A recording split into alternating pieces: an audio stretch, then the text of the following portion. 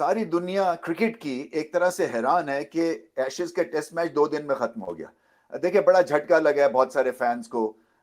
England को तो लगा ही लगा क्योंकि ये 2 दिन में ही फारग हो गए, बट कई इंग्लैंड से फैंस चले हुए थे पर्थ टेस्ट मैच देखने के लिए, और उनको तीसरे चौथे पांचवें दिन की टिकट्स मिली। उनका बहुत भारी नुकसान हुआ, फ्लाइट पकड़ी बेचारों ने, और जमा किए होते हैं पैसे ऐसे बहुत बड़े इवेंट के लिए।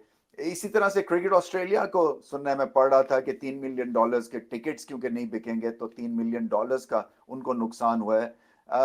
वैसे क्रिकेट को इतना कोई खास नुकसान नहीं हुआ है क्योंकि बहुत ही जबरदस्त एक्साइटिंग जेम्स बॉन्ड टाइप का ये टेस्ट मैच था। एक टीम पहले जीत रही थी, फिर दूसरी टीम जीत रही थी, फिर उसके बाद ट्रेविस हेड ने जाके जो है वो किस्सा ही खत्म कर दिया। एक ग्रेट सेंचुरी लगाई उन्होंने, और क्या कमाल की बैटिंग करते हैं वो। जितना बड़ा मुकाम, जितना प्रेशर वाला मैच, या जितनी सिचुएशन टेंस, उतनी बड़ी वो इनिंग्स खेल देते हैं। वर्ल्ड कप का फाइनल आपको भारत में याद होगा, क्या उन्होंने सेंचुरी लगाई थी। यहाँ पे भी एक बहुत मुश्किल पिच के ऊपर बहुत ही आसानी से चित कर दिया इंग्लैंड को। और इंग्लैंड पे इतना को प्रेशर क्रिएट हो गया हुआ है एक्स प्लेयर्स के थ्रू, फैंस के थ्रू, क्योंकि यकीन नहीं आ रहा लोगों को कि 2 दिन में ही बिल्कुल ही मामला खराब हो गया। हालांकि कंपेटिटिव थे, ऐसा लग रहा था कि शायद इंग्लैंड के पास चांस है ऑस्ट्रेलिया को ये मैच हराने का, बट इतनी जल्दी सिनेरियो बदला कि सारी दुनिया हैरान हो गई। बट देखिए, मजा तो आता है। आप देख रहे होंगे पर्थ में 50-60 हजार लोग, बहुत ही जबरदस्त क्रिकेट स्टेडियम, फैसिलिटीज बड़ी अच्छी हैं, कवरेज बहुत अच्छी है, इसका बिल्डअप बहुत ही लाजवाब हुआ था एशेज का। एक्स प्लेयर्स इसमें एंगेज थे।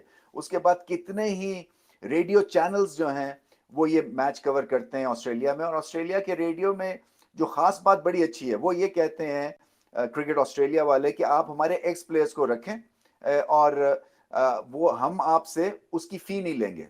सो आप हमारे एक्स प्लेयर्स को मौका दें इस प्लेटफॉर्म पे काम करने का। इसीलिए जो है ना वो हैवी वेट रेडियो की भी कमेंट्री होती है ऑस्ट्रेलिया में। एक बड़ा जबरदस्त माहौल है। और थोड़ा सा खैर मैच अगर आगे भी चला जाता तो पिच की वजह से थोड़ी सी और एक्साइटमेंट हो जानी थी, क्योंकि अभी पिच ने कुछ खास ठीक होने के लिए करवट ही बदली थी कि ट्रेविस हेड ने बिल्कुल ही इंग्लैंड को बर्बाद कर दिया। देखिए, इंग्लैंड को बहुत कुछ सोचना है।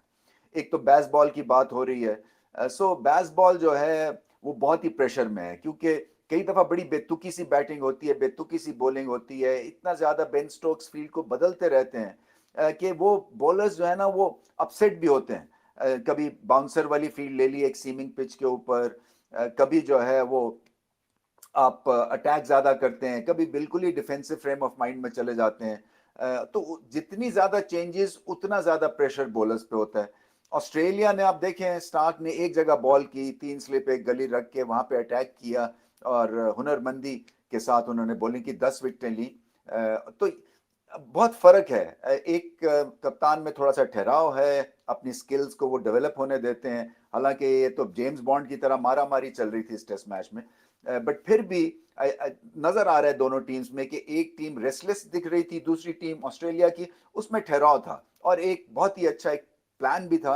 अब ये मास्टर स्ट्रोक है ना कि ट्रेविस हेड को आप ओपन करा दें, क्योंकि पहली इनिंग्स में मामला खासा खराब रहा, और विकेटें जल्दी गिर गई।